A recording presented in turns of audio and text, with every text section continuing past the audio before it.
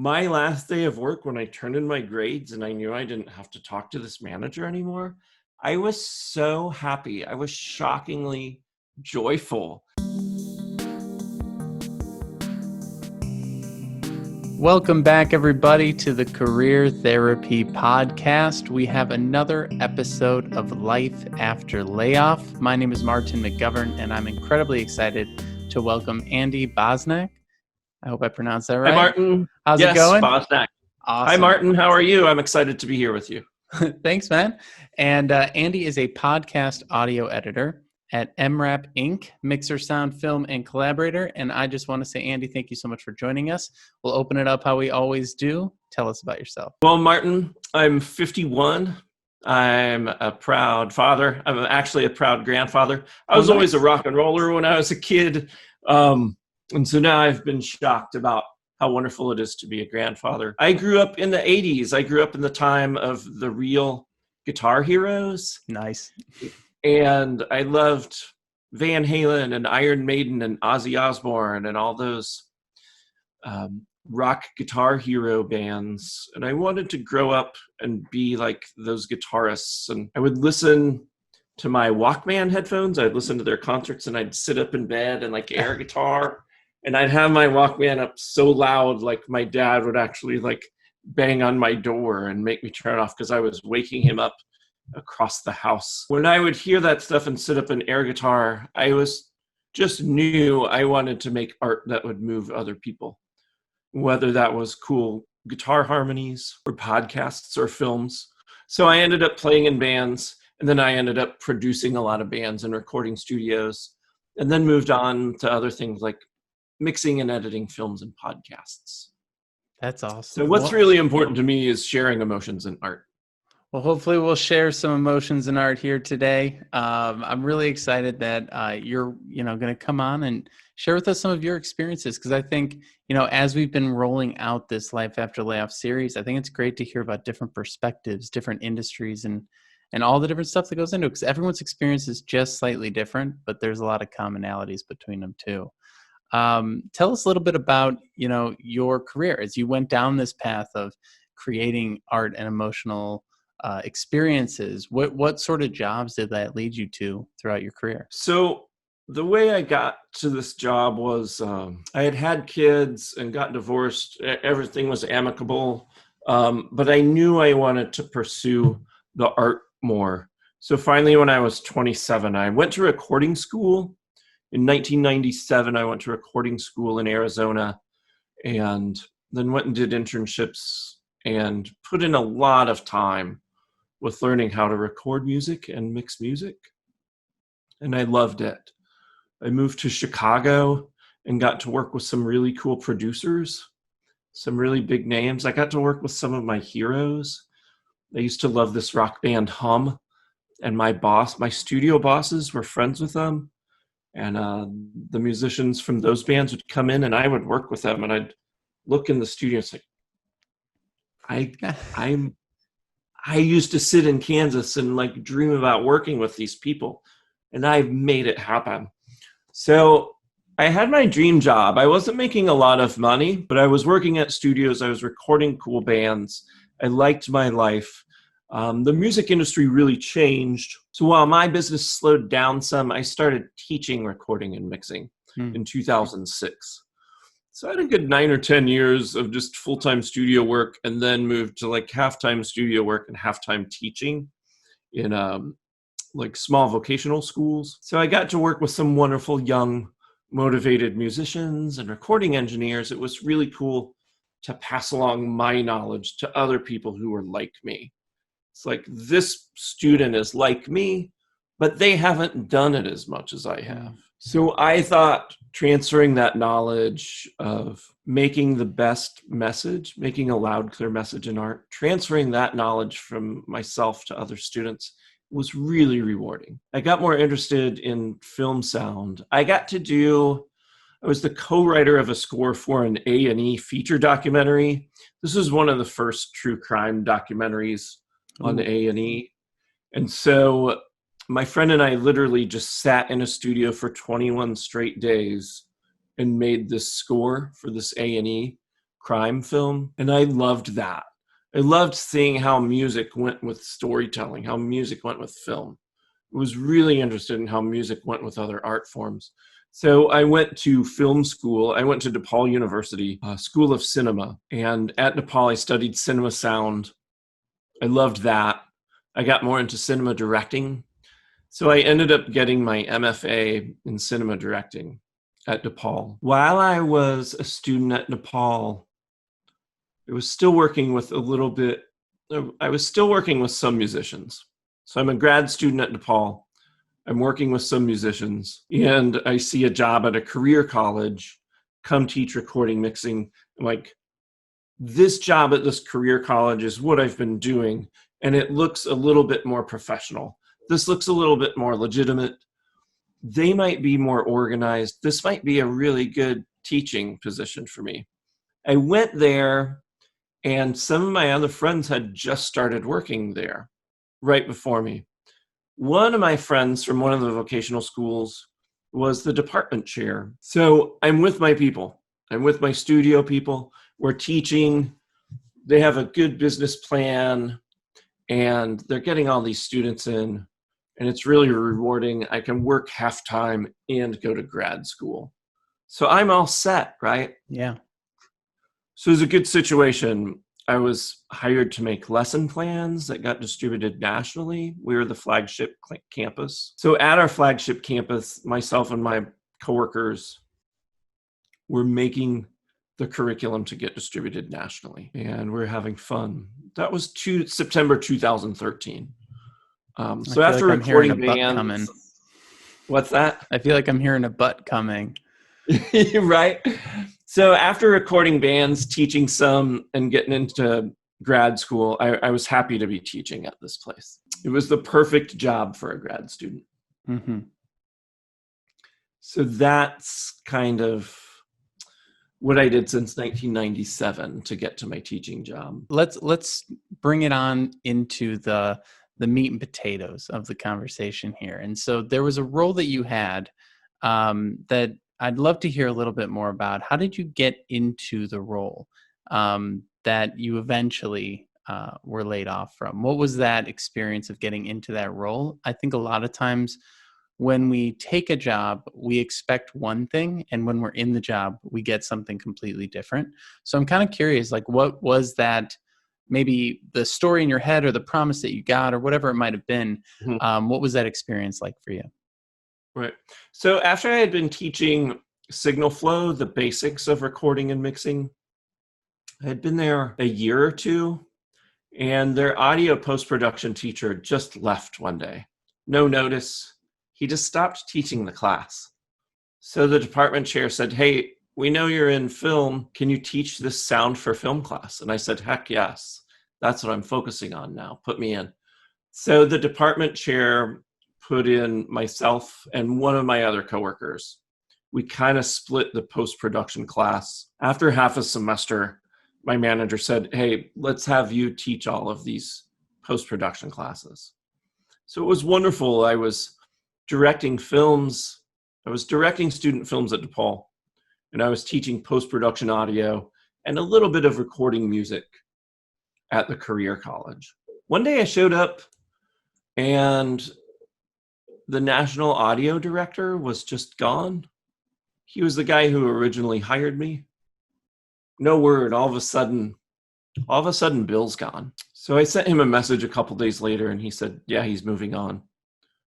And things were okay. He had made a good landing. About 6 months later, the campus director, James, was gone one day. So I noticed there was a revolving door of leadership. I would show up to work, and with no notice, the campus director was gone. And this is like the dean of the campus. This is the highest level at our location. What was the reason? I don't know. If there was a problem with James, wouldn't they have talked to James about, hey, here are the problems. Excuse me, here are the problems. Let's talk about solutions. So the campus director, James, was gone. And then there was no campus director for a while. The next week I come in, and the audio department chair was gone. So now I've seen 3 top-level managers just disappear with no warning. They had all been terminated, and none of us saw that coming. So if there was a problem, there was never a problem and a conversation about solutions out in the open. But myself and a couple other teachers and one of the key salespeople had been there since the campus opened. So we're like, hey, our students are wonderful. We get these students from Chicago. They come in from diverse neighborhoods, diverse backgrounds, diverse interests in music and audio. And we're putting the same care into making these classes that, we always cared about making our art and our mixes. We're putting that same care into teaching these students and creating these classes. So it was really rewarding to work with my colleagues, my studio buddies, and think about how we would want to be educated and pass along education to these people at our campus. Finally, a new director of education was hired, and she seemed like a really positive person, really energetic. So we're starting to get some management back. We get a campus director who is pretty interesting, and this campus director would pretty much hide in his office all the time, and we didn't know what he was doing, and we don't think he knew what we were doing. He would never attended classes. So all of our other managers would walk by our classes and look in the window. They would come and sit in our classes. They knew what we were doing, and the communication was open. This new campus director just told us, all I care about is money. There are money problems here. All I care about is money. So that's fine. Let's get the money. So how did that change the culture? How did that change the dynamics of the team? It seemed like any problems with resources, we needed a lot of AV resources. So you can imagine we have 9 recording studios at this place, and we have about 6 classrooms that have heavy duty AV resources. So not just computers, but computers with Pro Tools, computers with, the Adobe Premiere, video editing, audio editing, projectors, classrooms with a lot of computers for students to use to make their projects. And it adds up. I'd make repeated requests about, hey, the teacher gear in the theater where I teach, it's not working. I need these updates. I need a new computer. Well, we don't know if that's in the budget. Okay, I'll do my best, but it's really hard to teach class without the working software and the working computer that I need to show the students. So what I did was I started taking the students in. I'd take half the class and take them to a studio and show them this week's new tasks. So I would take like 10 people to the studio and show them tasks and tell the other 10 students, hey, work on your homework. We'll be back in half an hour and you'll go to the studio. One day I was in the studio with some students, and one of my female students came up crying. She's like, hey, Andy, I'm sorry, I have to go. I'm like, what's wrong? She's like, I just have to go. So I walked out with her and got the tech to make sure she could leave safely and get to public transportation or get a ride. What I learned later was some 17-year-old male students were making fun of some female trauma. And this woman had experienced that and could not sit there and listen to it. So when I didn't have the resources, my solution was to take half the students to one room and show them what I needed. And that resulted in just one student being so upset she had to leave. That's really tough. I told the campus director, hey, these 17-year-olds they're doing things that are really appropriate. If they're here and they're motivated, that's great, but this behavior needs to change for them to stay here, or could they get transferred to another class and get away from her? Nothing was done about that problem. The managers didn't do anything about that. So this girl quit, this female student quit school, and these 17-year-olds proceeded through. And then I started to catch them cheating. I would go through and grade their assignments, and I would see the exact same file names, and I'd listen to their mixes, and it was the exact same file. And I would say, hey, y'all, was these are the same files. Was there a problem? And they're like, no, you better give me an A. Like, we are not cheating. I'm like, I'm just asking you questions. Mm-hmm. So there started to be an overwhelming thing of just get as many students in as we can. If they cause problems, as long as they're paying money, it's okay. And when the teachers would present problems, there wouldn't be any solutions. And that got worse and worse and worse with the new management. So that was the real struggle. There ended up being significant cheating. I got threatened physically several times. So yeah, it became the new management and the new business plans. The entire place became very challenging, and I saw my friends just quit one by one. That's incredibly challenging, especially as you're losing your support system too. Yeah. Friend after friend. So it's just a slow kind of, bit by bit, resources go away, behaviors start to get a little bit toxic. There's no accountability being put into place, and it kind of starts this snowball. And so where did it kind of hit its momentum in your experience? And Sure. how did that layoff kind of come to be? Sure. So about a year and a half ago, one of our coworkers became department chair. So we're like, wonderful. This person is an audio person like us. They studied music and film and sound. So when we have issues, we can go talk to our department chair, our immediate supervisor, and they'll, go advocate for us and work on solving problems, getting us the resources we need, which will improve student relations. This whole thing's going to be better.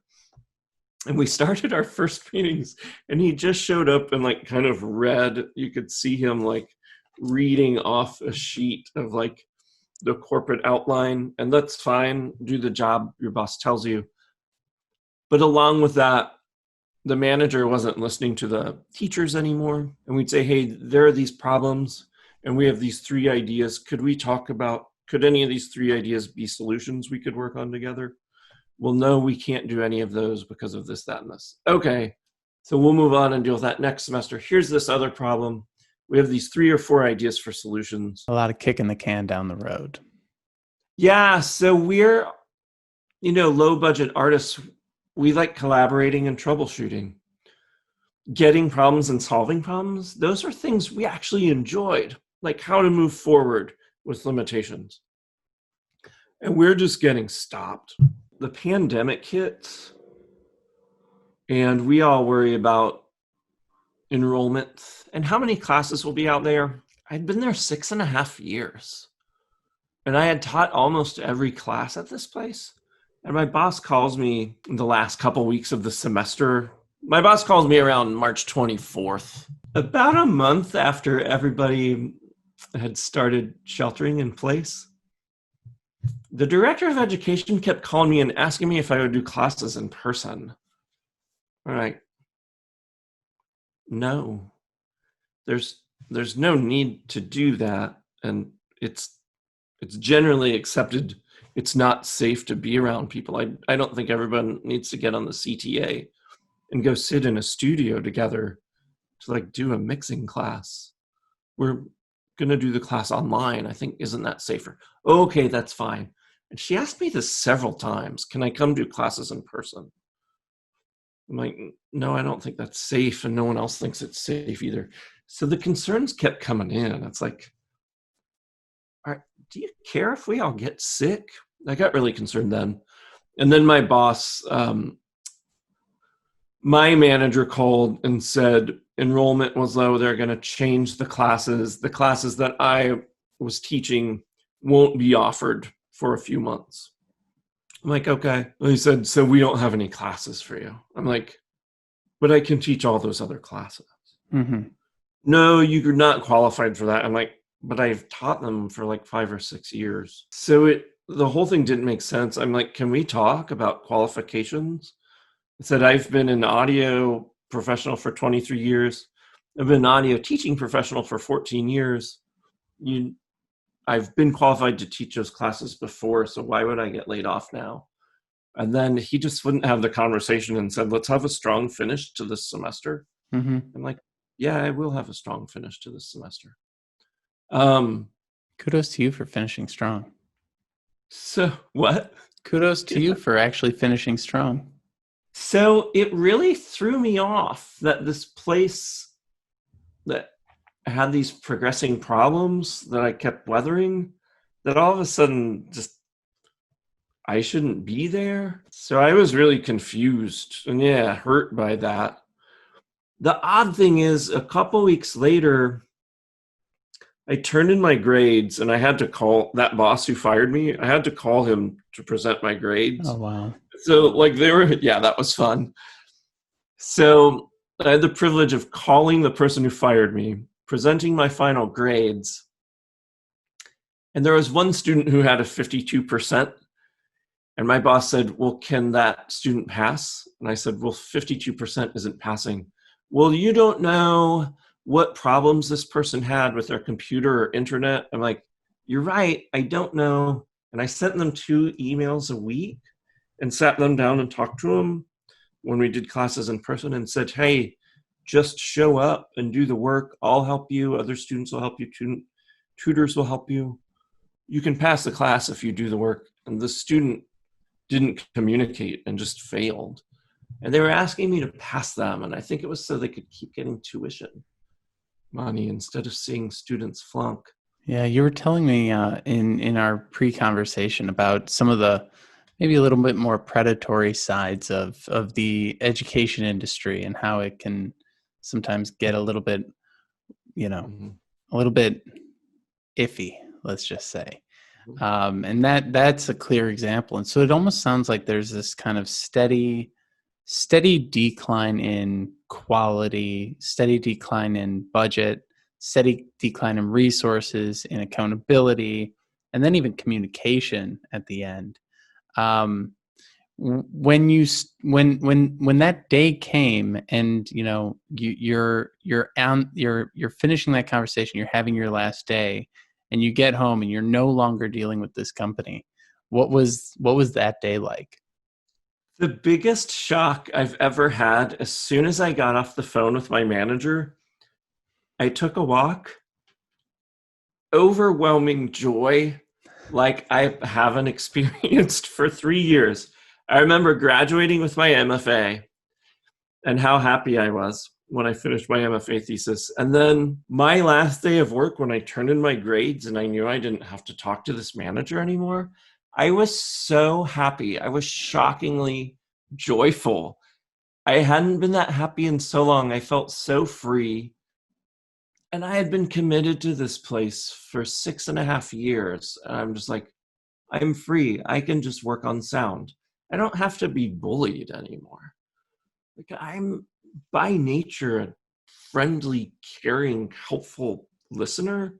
And these people just kept bullying me. And I don't have to deal with that anymore. And I was so happy. Such a wonderful moment. It's such a wonderful moment. And I think like it's interesting to talk about, an employment experience over time and how it can slowly change and morph. I think a lot of times when we're in a career, we kind of think, oh, I'm going to get that job and then it's going to just be that job forever and it'll never change. And people change, roles change, companies change. And that slow, I appreciate you walking us through that story and just kind of showing how it's like a little bit here and then a little bit here. And then I'll put up with that, but then now I'm putting up with this, and how we commit to one thing, which allows them to behave in other ways. And it's interesting how, your story kind of shows how let's just call it a toxic environment can evolve. And, sometimes people get asked the question like, well, why didn't you leave sooner? It's like, well, it's like death by 1,000 cuts, right? You don't even notice how bad it is when you're in it all the time. Cause every moment of every day you're just heads down working, and then it's just like red flag and then red flag. And so kudos to you. And I appreciate you sharing that experience of that next day. Cause I think sometimes even when you're in a toxic environment, being laid off can still be that really hurtful, painful experience, even though on the whole, it's probably a wonderful moment looking back retrospectively. Yeah. Have you heard these kinds of stories before, Martin? I've Have you heard heard similar progressions? I've heard all sorts of different stories as a coach, I mean, I've even been part of been in roles that have been somewhat on the toxic side, maybe not to all the experiences that you've had, but I think that, there is, I come from the advertising world, and the advertising world is quite, quite let's just say liquid in their partying, and that can cause a lot of issues in people's professional and personal lives, and I've been part of environments that have been the exact opposite, been like really wonderful corporate, seemingly buttoned up and everything like that. But I do think that when I talk with folks, I've talked with folks who have been just every day they go in and they get berated by their boss, and I think one of the interesting things, and this comes down to the idea of empathy, when we're going through an experience. Like, first of all, we have to take care of ourselves, and we have to have empathy for ourselves, and we have to have strength for ourselves to stand up for ourselves. But then we also have to kind of realize that a lot of times the stuff that's being dropped on us and the emotions that are being thrust upon us from other people are not really even about us at the end of the day. Like, this person's in pain too. This person has a boss that might be pressuring them too. And like, even in the work I do now, like every once in a while I'll get like really frustrated, and I'll be like, you know what? That person's putting the pressure on me. I'm probably putting the pressure on someone else. And two steps above them, someone was like just forgot a deadline or something. And I try to always take that step back approach in order to be able to continue to have empathy in these moments. And I say I try. I wouldn't say I'm always successful. There's still some people I'm like, I'm glad that they got fired. but there's all sorts of different experiences that we go through in our careers, and that we also experience, or people we know go through in their careers. I definitely have a lot of stories I can tell about folks I know who've worked in the legal field and the difficulties of that. I think that's a tough one for folks. And and especially something like gaslighting that came up recently in a conversation, where companies or employers or managers will say that they told you to do something that they never told you to do, and like make you almost think like you're going crazy, because you're like, you've never told me that was a requirement. And they're like, I said that yesterday. And there seems to be maybe like, I don't think it's a growing trend, but it's a growing conversation around the idea of managerial and workplace gaslighting that I think is definitely worth talking about, because I don't think people know what's happening when it's happening. It's only when you look back on a job, you can be like, oh, wow, that was crazy. They really made me feel like I was insane. Yeah. I still believe in education. I spent a lot of years in college myself. I still believe people teaching other people things, in person or via Zoom or whatever. I still believe in that. I'm worried about how capitalist approaches have really affected education here. So yeah, teaching was my bread and butter. And when I'm working part-time now, I have wonderful projects, editing podcasts and mixing films, but it's not enough to get by. So I'm worried about my bread and butter, and I'm wondering, like, do I go back to education and I apply for some bigger media company jobs? And I haven't got hired for those because it's so competitive now. Mm. And I was in education so long. My manager at the career college actually called me 2 weeks ago when I was dealing. My family had some pretty serious health issues that got resolved. I'm glad. But it was really it's okay. It got worked out, but it got really stressful. And I said, "Hey, this is going on. Can I please talk to you Tuesday?" She's like, I have to know by Monday at noon. We're offering you this class. And so I picked up the phone. The same said, school? The same school that... Yeah. Oh, wow. Yeah. So I picked up the phone and they said, well, we have this one class. I'm like, look, I would be happy to do it if you can tell me what the pay is and how is the pay related to my experience in education. He's like, I don't know.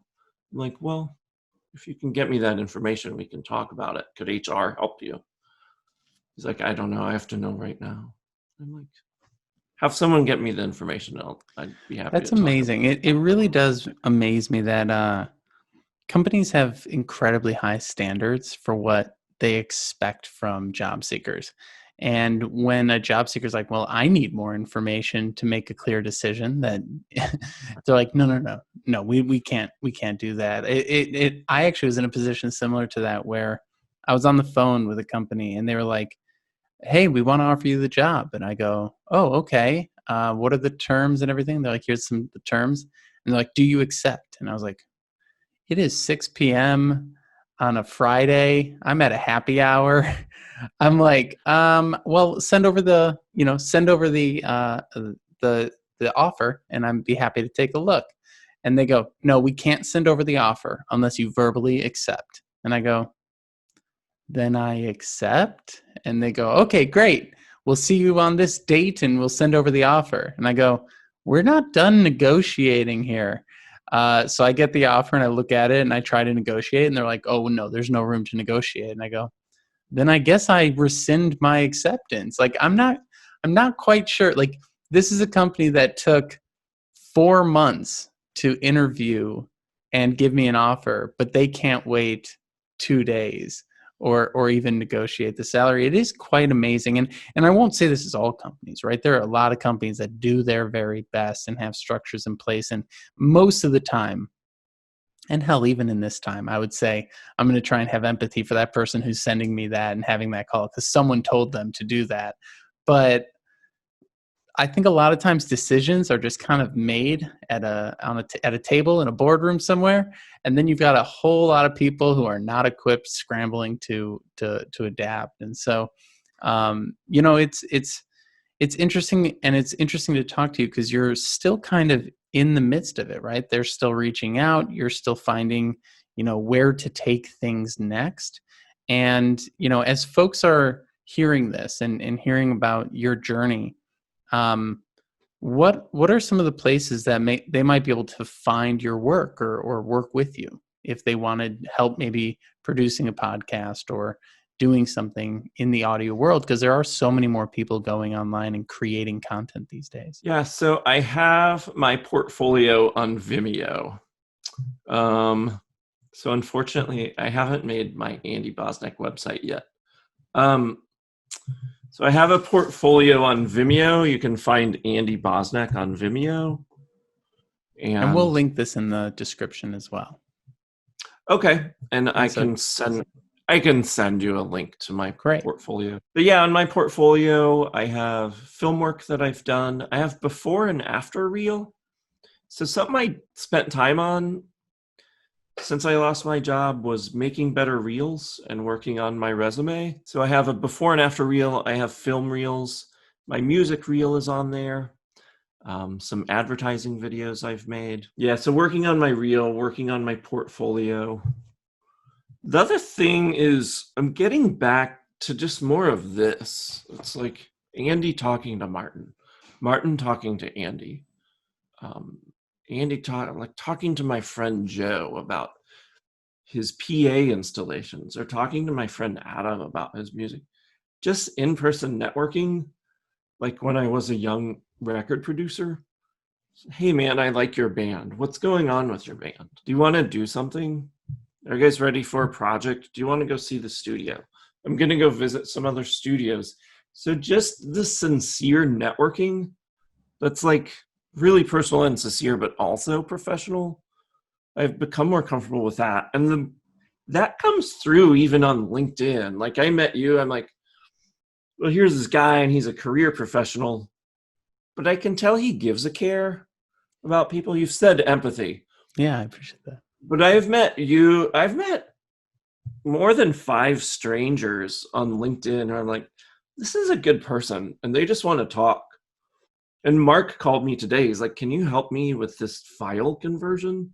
Like, yeah, I'll help you with file conversion. Like, so you meet some sincere people out there who are actually trying to do cool stuff and actually care about other people or care about business and how it affects the world or capitalist society. So Absolutely. I think empathy and sincere networking, that's a big thing everyone can work on. I really appreciate you sharing that, especially because right now, I think the pandemic has kind of opened people up to sharing their, I guess, more personal sides, or let's just say their more hobby sides. Whereas LinkedIn used to be so businessy, I'm finding it's kind of evolving to like, I saw someone doing like stop motion magic on LinkedIn the Yeah. other day, and like it's definitely growing and evolving. And I think that a lot of folks who are nervous to network, and I used to be in them. Sounds like you've had your ups and downs with networking. It's Mhm. there is definitely an authentic way to do it. And I think literally just saying what you do is cool, let's chat, is such a simple outreach, but one that a lot of people won't do. And so like my edit for folks who are still too afraid to say what you do is cool, let's chat, just say thanks for making this. Make more. like just Yeah. support people. That's at least like, Yeah. support the things that you like. That's literally what I do. And there are all those templates on LinkedIn where I could say, I could hit a button and it says, congrats, Martin. And then I could look at Martin's post and see 20 congrats, Martins. I'm Mhm. like, do they really give a care about that? I'm like, hey, Martin, congratulations. It's cool you did this project. Thank you for sharing. Like, that takes me 30 seconds. Yeah. You know what I mean? So, like, if you're going to hit Is it so hard congrats, to write a comment on a post that you have to autofill what LinkedIn tells you to? That's so funny. I so hadn't I thought think about that's an that. attitude on what you think is meaningful. Do Yeah, you think a person is meaningful? Do you think a person's work, or do you think a person sharing their work, do you think that's meaningful? And are you going to communicate it that way? absolutely. And so now as you look forward, what are you most excited for? Like what's the thing that's got your brain buzzing? I'm really excited because I think more people are in tune to empathy and combining it with their storytelling, like you. So podcasts and storytelling, that's growing exponentially. Racial justice and empathy. Now so many more people in our, entitled capitalist world have suffered together. And so we're happy to listen to more different people and different stories. So now I feel like more people are caring and more people are making media about telling a story and caring about listening to a story. And so I'm excited to go work on some cool stories with cool messages and work with some caring people on some cool stories. That's what I'm excited for. I love it, I'm also Andy. terrified because everyone else wants to do that too. And so it's hard to say, hey, I'm the one who should be doing, I should be your partner. Get me to do this with you. You know what I mean? But you bring that helpful attitude, and I think that that's what's so key, right? A lot of people, they're just in it for the bucks or something like that, and when you're trying to help people build cool things, solve cool problems, I think that's where it's at. I do too. That's why I'm so excited that you're doing this. Like in a really changing professional world, and a really, oh my gosh, our society's changing so much. You're really helping people, dude. I And you're appreciate that, taking Andy. all of those experiences that have just been thrown at you, and you're like funneling them, editing them, and telling people like what you've seen. And that's really helpful to people now. I appreciate that. And I really do appreciate you joining us today and sharing your story. I think we haven't really explored the creative world as much. And I think it's a tough world. It's a real tough world to navigate. And I think it's important to hear these kinds of things and to learn from them. And so thank you for joining us. I'm excited to hear more about your journey as you keep going. We'll stay in touch. And everyone will share the links in the description of where you can find Andy. Thanks so much for joining us today. Thank you so much. You should be really proud of this project. It's cool. Take care, Martin. Cheers.